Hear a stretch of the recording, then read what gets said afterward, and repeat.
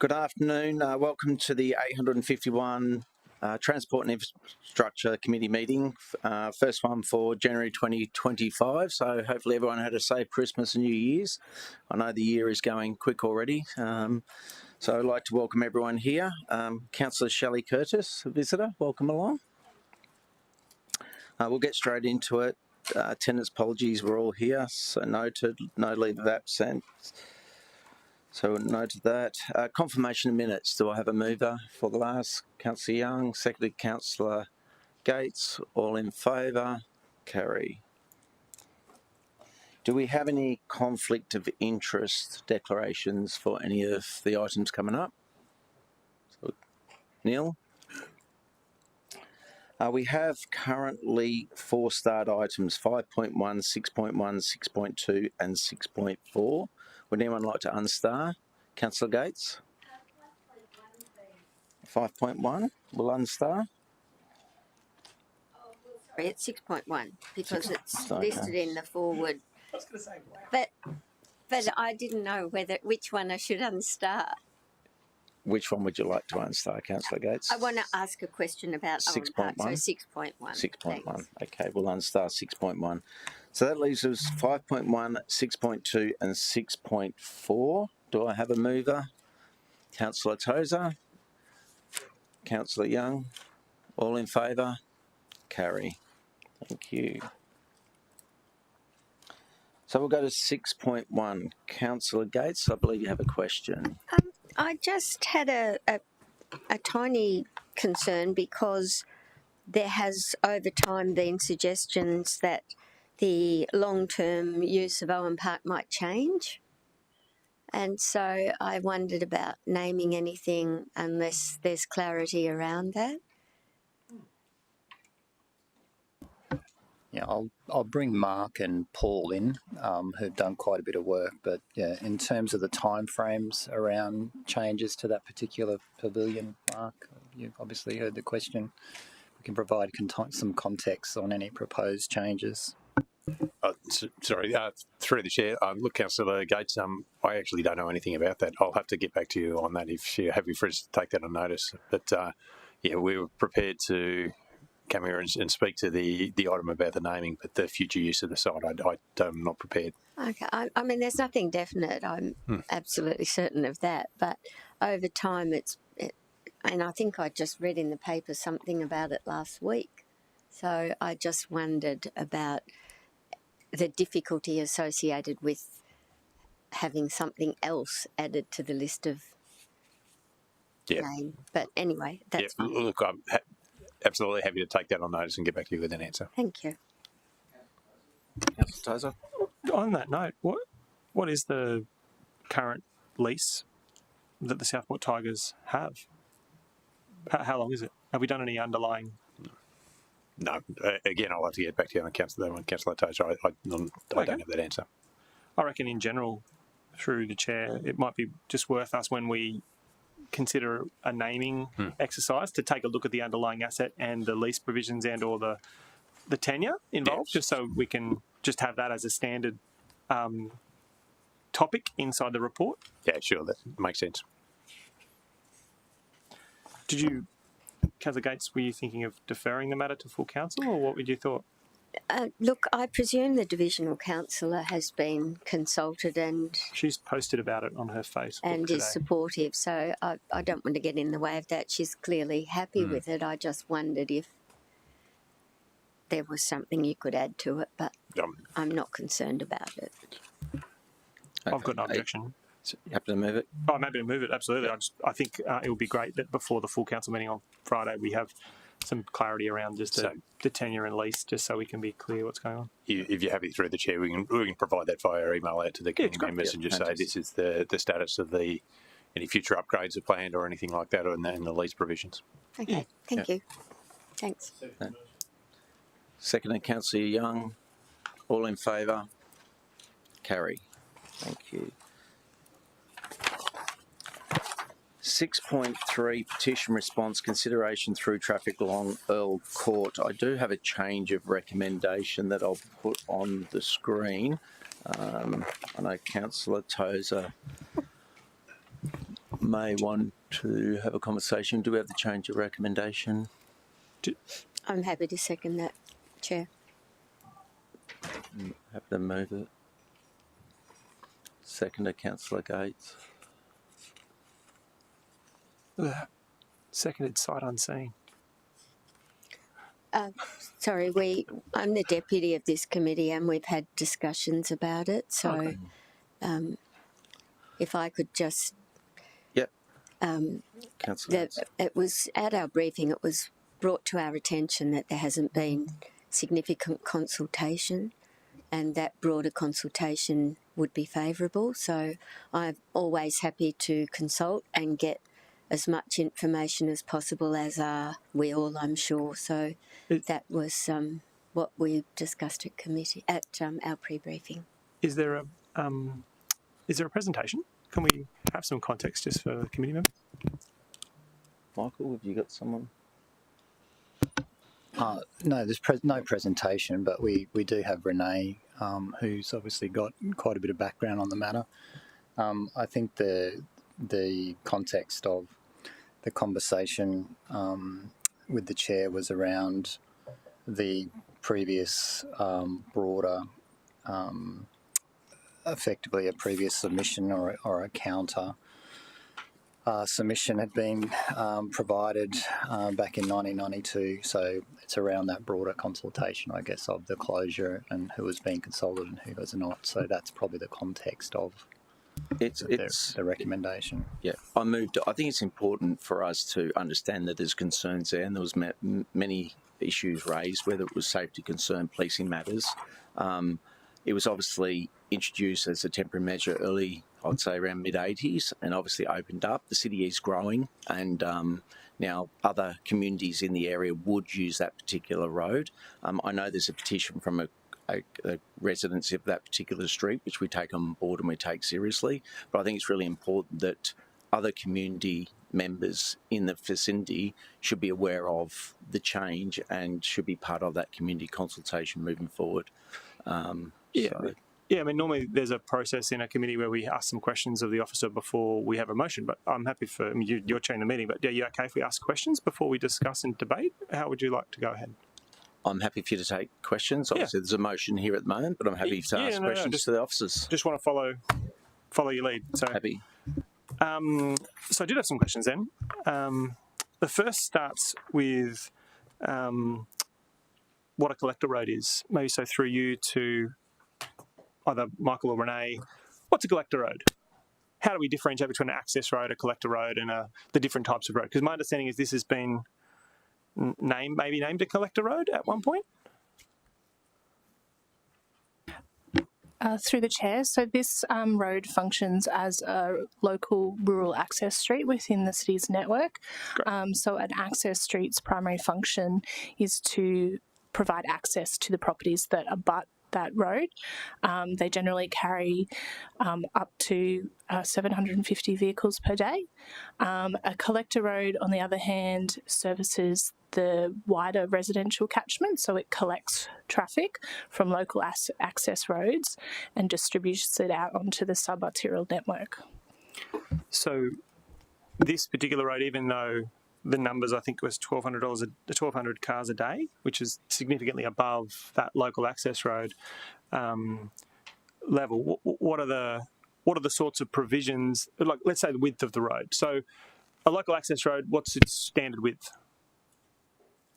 If you don't mind me asking through the chair. Yeah, through the chair. I don't know the current planning scheme requirements for local access road, but generally they're less wide than collector streets. Yeah, I think that's probably what I'm getting at here. I'm very concerned about safety in this road. We have, the report talks about it being quite narrow, that when people are parking lawfully on the verge of their road, there are some issues. There's quite a lot of traffic coming through. In fact, I think we said on page... Let's have a look. On page...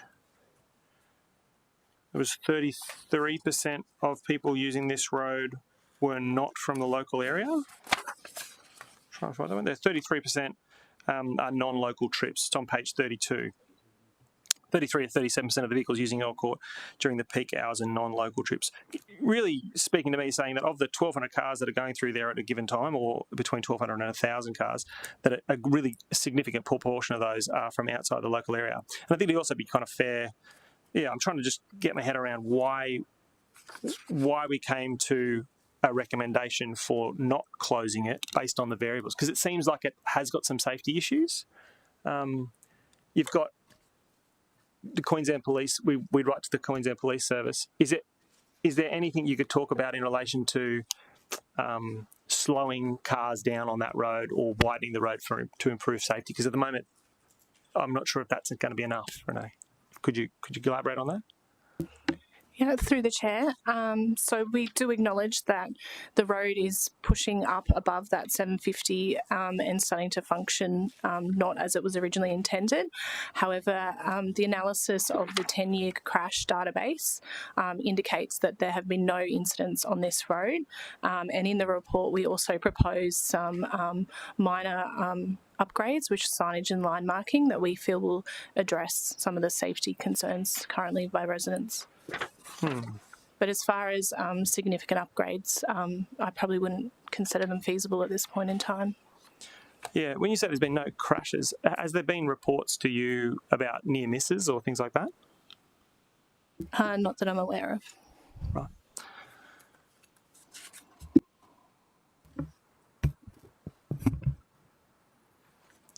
Councillor Hammer, you finished there, Councillor Tozer? I've got Councillor Hamill. Oh, Councillor Hammer, because I have some other questions I was going to ask you, but I'll pause.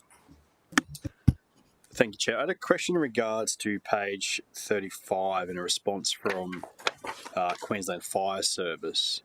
So I note in the response it's from the Mudgeeraba Rural Fire Brigade, but then the rest of the detail in the officer's response cites QFS. Could I just get clarification if the reduction in time frame relates to the Rural Fire Service, or if there was an indication from the Urban Fire Service that this creates an impact? Through the chair, I'd have to take that on notice. Yeah. So, Chair, if that could be taken on notice, and then the follow-up question to that is, Urban Fire Services have got a maximum time frame which is built into where stations are built.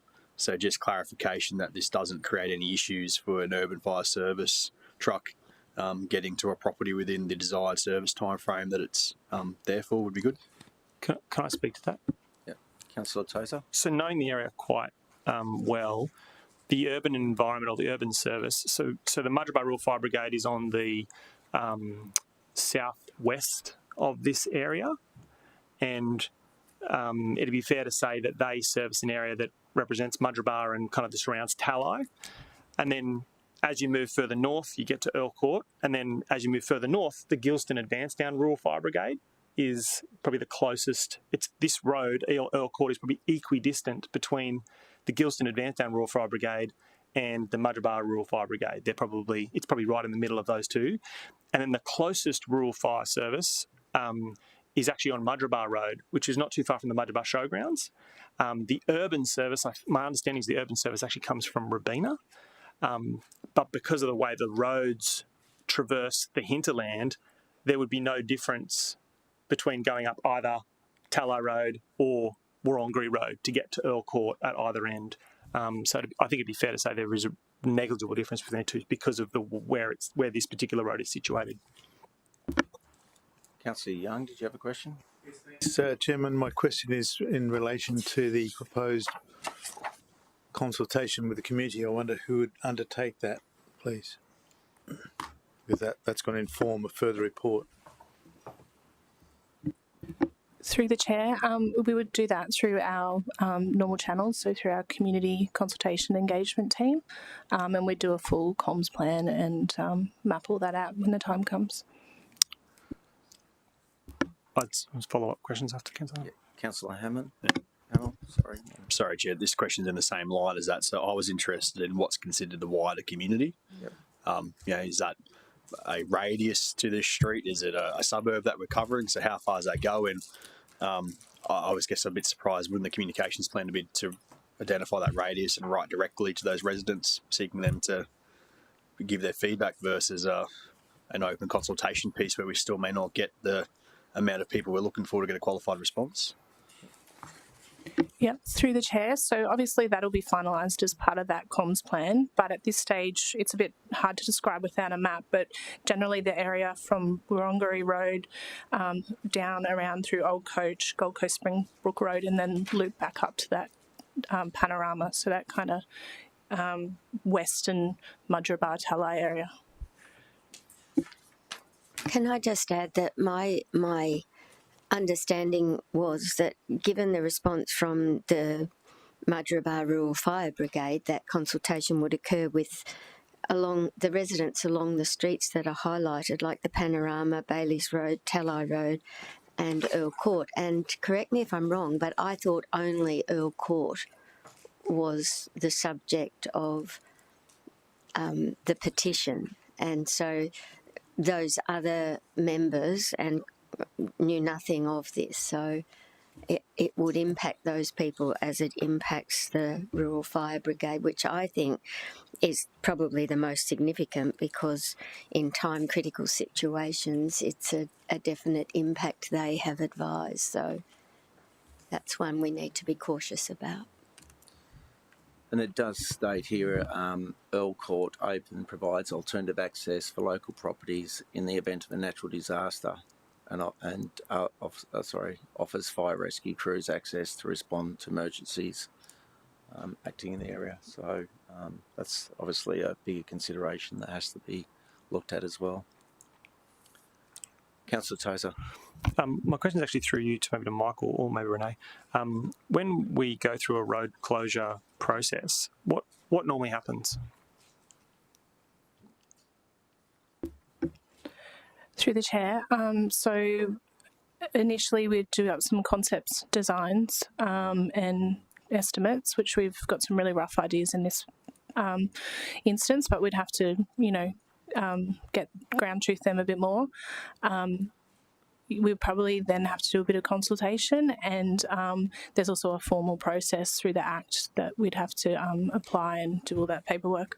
Yeah, so just that's probably what I'm trying to clarify. It sounds as though some councillors in the committee are keen to see a broader consultation, a broader area consulted in relation to any sort of road closure or otherwise. But it occurs to me the road closure process already compels us under the legislation to put a notice in the newspaper and seek feedback and broader community consultation. People could opt into that process.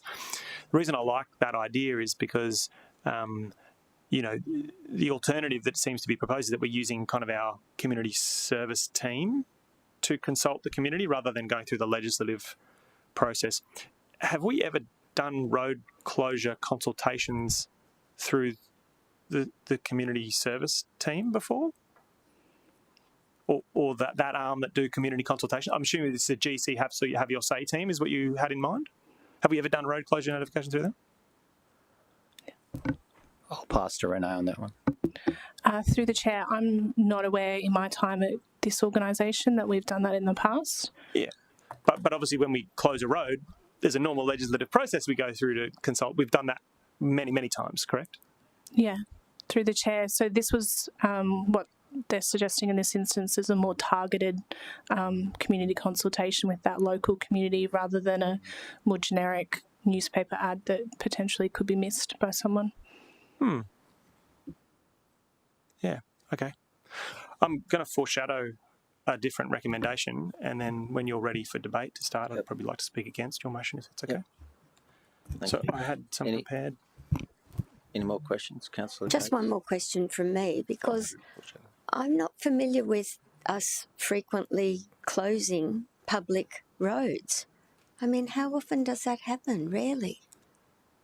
I've been here a long time. I don't recall when there's public infrastructure such as this that we take that step lightly.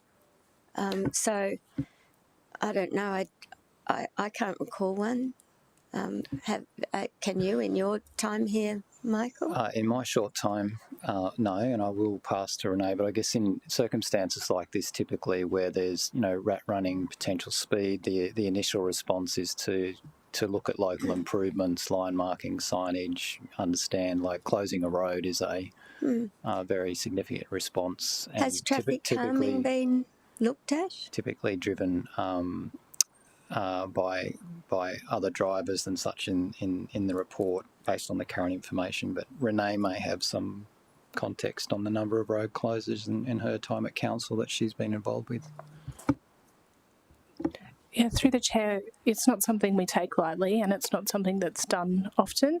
In this instance, we had considered a local area traffic management scheme, but that would actually have an impact, as you guys would know, on the Earle Court residents as far as noise and amenity, and it would also be significant costs associated with that. The option one that's presented in the report is a much lower cost solution than a traffic calming scheme. So just can I speak to that, clarify on that? So Councillor as the Tozer. divisional councillor, I have sought probably over a period of 4 years now traffic calming solutions, and those haven't been supported by officers over long periods of time. So we've come up with, we've tried to be honest, Renee's team and my team, we talk a lot. We have lots of hinterland roads where there are hoons and issues, and we've been talking about this for at least 4 years. Around maybe 3 or 4 years, at least talking about traffic calming and such. Through the chair, probably more like 7. 7 years, okay, maybe great. 8. And it'd be fair to say that, we have put signs up, we've talked to residents, we've gone through this process, and it's through this process of engineers not supporting traffic calming like speed bumps or chicanes because of the road environment that we've got to the point where I went to the residents and said, well, look, we need to come up with a more appropriate way to come up with a solution. And so they, there are two particular residents who are sitting in the gallery right now, and they went door to door and said, hey, look, we want our kids to be safe. We want the fronts of our homes to be better. Council can't find an engineer to support a traffic calming solution based on the specific and unique variables of this road. Maybe we should just make the road the way it was intended, which was a cul-de-sac.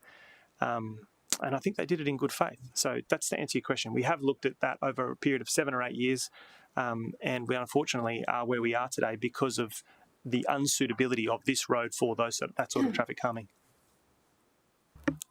Councillor O'Neill, did you have a question? Sorry. Thanks, Chair. You may have answered my question, Renee, about the traffic management plan, because I know that I have actually put requests into Transport and Traffic, and it's about requests for road closures. And I think in one particular instance, there was actually quite a detailed plan done around local road network that actually showed why it wouldn't work. But I have read this report, and you do bring a lot of those up, but it's probably because it's a local rural road that it's a little bit different. You may not go to that extent, but I guess the local road network needs to be taken into consideration, because I know every time I've put a request in it, and there was certainly a few requests during the COVID period next to the border when we actually had to temporarily close off roads, and the residents really liked it, but we couldn't really sustain that because of the local road network around it coming in and out of New South Wales as well. So I just wondered about the traffic management plan, because I didn't really see that extent in the report. Yeah, through the chair, we haven't included the details of that local area traffic management investigation in the report, unfortunately. I guess with the local road network, it's really much a case-by-case basis when we're assessing these, and we look into things like access to facilities to the local community. We brought a report about Mystery Road not long ago, and we recommended that not be closed as well, based on the access to schools and facilities for that community, and the large detour route that they would then have to travel if that road was closed. Question? Councillor Hamill.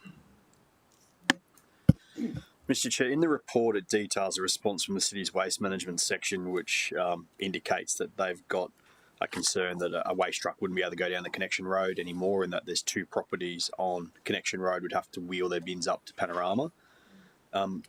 Has that been discussed with those owners? Are they aware that would come with it, that they'd have to pull their bins up to the Panorama and have them serviced from there? Through the chair, city officers haven't engaged with those residents.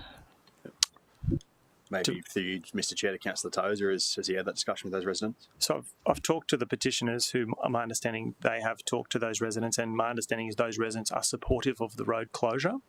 Having not gone through this process yet, this committee process yet, I haven't yet talked to them specifically about it, but we're talking about 2 blocks, basically, 2 acreage blocks. And I think the impact to those residents would be something they'd be willing to undertake in order to improve safety in their area of the street. However, I haven't been as categorical or specific with them about it. You know, to be more, vague, I suppose, there was overwhelming support from residents to close the road. And even the people who didn't want to close the road wanted it to become a gated estate. That was their alternative, or wanted them to... What was the other words they had? The other options, the people who didn't, out of the 30 of the 33 residents want the connection road closed. Of the 3 who said they wanted to remain open, 1 wants a gated estate with gates at either end. 1 wants a boom gate on connection road, which residents could open electronically.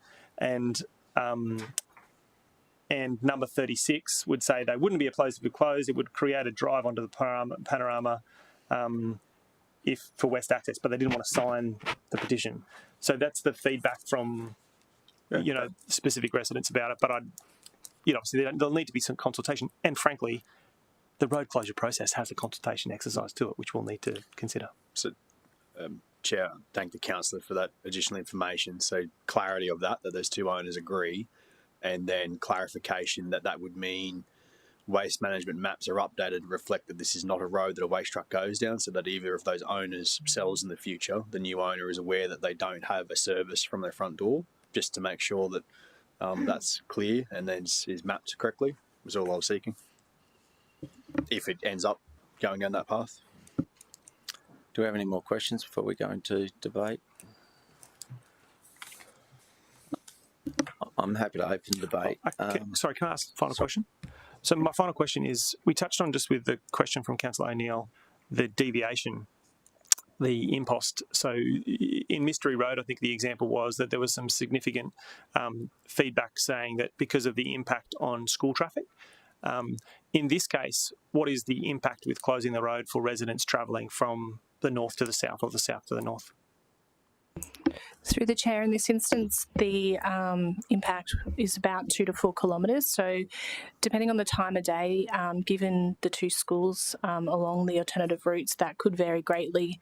So it's really hard to say. We did run different time comparisons. About 10 minutes, is that right? About 10 minutes, but if you got stuck in school peak, it could be significantly more than that, but only 2 to 4 Ks. Yeah. And instead of taking this local road network, who manages the road network that is the alternative route?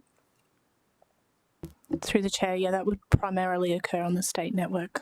Right. So by closing this road, we effectively move people who would otherwise take a local road to travel through the area. We force them onto the state road network, which is maintained by the state. Correct. Okay. Yeah, great. Okay, we'll close questions. That's all my questions. I'll open debate. Look, there's a lot of roads in our city that people do want them closed off, and there's obviously concerns and challenges as we grow as a city, and it's always a challenge for a growing city to accommodate every person in a local road and a local street.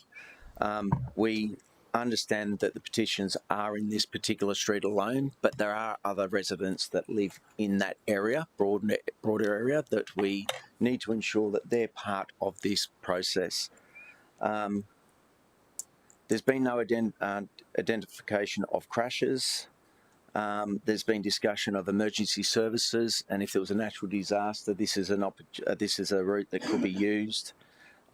We know that police, we can't be closing roads because of policing matters. There's many roads in our city that people want to close the roads because of speeding, hooning, people drinking, driving, but we can't close our roads because of policing matters. We need to ensure that the policing are doing their job. And what we want to do is go out to the broader community to ensure that they're happy with it as well. So I think this resolution changes to actually does not support the closure of Earle Court to through traffic without broader consultation with the community. and that a subsequent report be brought back to the Transport and Infrastructure Committee summarising the extent of the results and of the consultation. I think it's really important. Being a local network, we do talk to more than just the people in the street, and I think it's a good result. If it's supported, we'd like to see a support of this motion. Would anyone like to speak for the motion? Against me? For Councillor Young? Thanks, Chairman. Before the meeting, Councillor Tozer approached me and said he was going to seek to have the road closed, and would I support him? And I gave it consideration, and I thought that I would, because I can well understand the concerns that are presented on a daily basis to the local people. But I'm more inclined now to support your changed motion, that we get that broader consultation. As you might recall, last year I had a petition presented about the closure of Mystery Road in Guanaba. I took you down that road, and ultimately we had a report that addressed a whole bunch of issues. Before that report was dealt with, I broadcast to the community that there had been a petition raised and tabled, because I knew that there was more than just the people who lived along Mystery Road that would be affected. And indeed, what came out of that whole process was a very strong sentiment from a lot of people who live in Guanaba that they need to get up to Tamborine Mountain via Mystery Road to get their kids to school and to access other services, doctors, vets, whatever. So it became evident that it was a bigger problem than was being presented by the residents of Mystery Road, who are entirely, I'm the one that is meant to be representing them, so I was hoping to get a closure for that purpose, but there was a bigger section of the community that was going to be definitely impacted, and I think that broader consultation that followed helped inform a better process and hopefully a better outcome, because we're making improvements to Mystery Road now that'll improve the safety. And we've introduced restrictions on truck travel and that sort of stuff to try to address those genuine concerns without impacting undesirably on a whole bunch of the community that normally would use the road for a genuine purpose. So I'm supporting your motion. Thanks. Against? Councillor Tozer? Thanks, Councillor Taylor. This area links two residential areas. And two quite affluent residential areas. The areas to the west of Tallow Road, the intersection of Earle Court and Tallow Road, and from Bailey's around, these are affluent residential kind of acreage homes. The panorama has some of the more higher priced homes in the city, and it's a beautiful big mansions and things like that. And so the reason I say that is because I want to distinguish the difference between Mystery Road and its access to Mount Tamborine, which is a tourist attraction, and the type of road that this is. This is effectively what was originally a cul-de-sac back in pre-1994, and it connects two very residential areas. The through traffic, which we've heard today, is about 35%, between 33 and 37% of all the cars that go through there.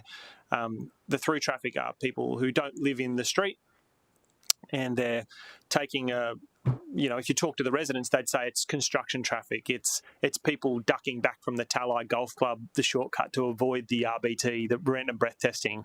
That's what they would say. And it's frustrating to think that the example of Mystery Road, which connects kind of the bottom of Guanaba to Tamborine Mountain, which is kind of a tourist attraction, would be used as an example in order to support the non-closure of this road. Frankly, I think safety is an issue on this road, and I hate the idea that the fact that there's been no crashes reported at this time, which I think is problematic, and we'll deal with that. I'm sure the residents will let me know in a matter of days how many crashes there has been.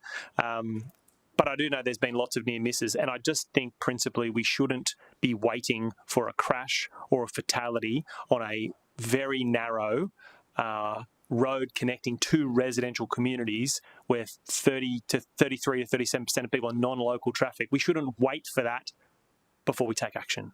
We should take action when we've identified an issue. And we talk about this issue, and you've heard today, Councillor Taylor, that that Renee and her team have been working with me for 7 or 8 years on this, and we've tried to come up with traffic calming solutions. Engineers have said that the road's topography and width isn't suitable for traffic calming, and even if it was suitable for traffic calming, the cost would be significantly higher than the option outlined in the report on page 34. Basically, a local area works funded project to solve this problem of safety. We really don't want to wait for that crash. If that wasn't enough, we've gone to police, and police have said, you know what, this other issue that we're dealing with, not just about safety in the road, but this other issue, hooning, is actually a really big issue for us, and particularly in this area. Like hinterland hooning seems to be in the paper every day, and the police have come out and said, this would actually really help us. Even if it was just a temporary solution, it would help us. Because this is an issue we're trying to deal with on a daily basis, and we just don't have the resources to do it. And by closing this road, it would make our job easier. To me, that's pretty strong support that the local police have asked for help. This resolution effectively tells them that they should just get back and do their jobs. And I don't think that's the right attitude we should have, particularly when the costs associated with this can be divisionally funded and can be delivered locally and can maintain emergency vehicle access. In fact, whilst I'm not allowed to speak to my foreshadowed motion, the report talks about emergency service vehicle options that we could incorporate in a road closure. And frankly, it's those sort of solutions. When there's a fire, when there's some sort of emergency, ensuring that there's an emergency access solution, this is actually the best sort of solution for this for this problem that we're facing. Finally, I wanted to touch on this community consultation stuff. Over the 7 years that we've wrestled with this, there has been lots of community consultation. And granted, that community consultation has primarily been with the people who live in the street. The 33 residents in the street, of those 30 responded. I appreciate the report says it's actually 29, which means 88%. But I've got it on good authority that the residents who conduct the lead petitioners have told me it's 30 out of 33. And the alternative, of the 3 that didn't sign the petition, their alternative solutions were a gated community, body corporated, a boom gate that only residents accessed. Whilst they wouldn't sign the petition on the basis of closure, they were coming up with other closure options and unanimous support there. I am encouraged that our normal road closure process involves public notification and community consultation with the broader community. Anyone who cares about this road closure could, be consulted and offer some feedback. In fact, I've got no doubt that people hearing about this will tell locals who might use the street. That process is already here. We don't need to manufacture a GC Have Your Say survey in order to get that community consultation process. That's never been done before. To be honest, we've never done it as a council. We've only ever gone down this community consultation process when there's actually a road closure. Our legislative obligations are being met through a road closure process. That's the right way to do community consultation. Manufacturing some GC Have Your Say survey about a random road between 2 residential communities in the western hinterland, that's not what our GC Have Your Say service is for. There are a whole of city issues that are much more important to be consulted there. I can't support this motion. Frankly, I hope committee members will reject this motion and consider a better alternative to make Earle Court more safe as soon as possible. For Councillor Gates. Thank you. Yeah, I am speaking for, because it may well be that the end result is exactly what Councillor Tozer is asking for today. However, a lot has been said about safety, and I go back to the fact that the QFS are saying we strongly encourage you to consider keeping this road open to support our emergency response efforts. And that indeed is about safety of the community. And turn the page and it says road safety concerns. And it said that the initial review was over a 5-year period with no recorded crashes. So the review was then expanded to a 10-year period. And again, no recorded crashes. I know that Councillor Hamill and I, in representing Northern Gold Coast, have many very narrow roads, in fact, under 6 metres wide. There are problems associated with narrow roads, but the advice that I always get when I lodge any complaint about it is that the parked vehicles that might be on the roadside do cause the traffic to slow and create a safer environment for the people that might be cutting through. So, as is always the case, I'm happy to ask for and receive wider response from the community over and above just the residents of the one street. And I'm sure that it would potentially create a nicer amenity for them, but at the expense, I believe, of perhaps others who live in that local community. So let's be sure before we take action, even though it might not be considered hasty after Councillor Tozer's work for 7 or 8 years, but there's no harm in having more information. Anyone against? Okay, we'll close the debate. Again, I think this gives the opportunity to go to broader consultation. We've always got to remember it's not just about people that live in their actual street. There's many roads on our Gold Coast, around the Gold Coast, that people do use to take shortcuts. There might be locals and there might be others around the city that do take it. It's important that they are public roads and we need to be aware of that. There's many areas in my area that are affluent people that want the roads closed. They want boom gates. They don't want anyone in their street. And as a growing city, people are parking down those streets. And every time we have a concern about people that can travel through our city or can't park, we can't be closing roads. And we need to ensure that broader residents are aware of any discussions if we feel it's worthwhile. So I just hope that this gives the ability to go to the broader community in the area to ensure that they're all aware of it. And obviously we all want to make sure that the safety of our roads are paramount, and whatever we need to do to ensure they're kept safe. But it's important as well that people are responsible for their own actions. So speeding, drinking is a responsibility of individuals, and it's important the police do their job to enforce any of the road rules that's out in the street. So I'll put it to the floor. Division taken. All in favour? Councillor Taylor, Councillor Young, Councillor Gates, Councillor Marshall, Councillor O'Neill. Against? Councillor Hamill, Councillor Tozer. Motion carried. Thank you. Okay, do we have any general business? Sorry, can I have a question for Renee, please, before she runs away? Yeah. Through the chair, of course. She was running away. I just have a question that you might be able to clear up for me, Renee. Speed enforcement signs are state government signs, DTMR signs. They won't put them on our local roads unless it's safety around a school.